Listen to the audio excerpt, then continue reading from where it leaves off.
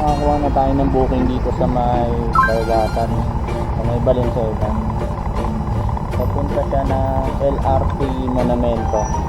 Inaantay natin siya. Wala pa dito eh. Tawagan na muna natin mga youth. Tawagan ko na nga sana yung CS ko pero biglang dumating. Kaya agad ko na nga inabot tong shower cap. Dito nga mga yuks, hindi niya maikabit tong shower cap.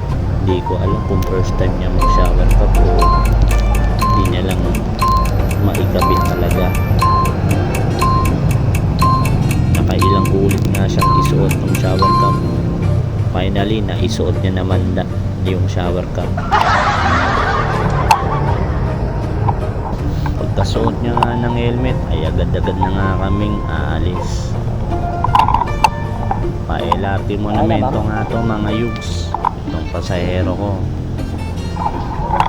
Nagtataka lang talaga ako sa fare ngayon ni Angkas. Sobrang baba.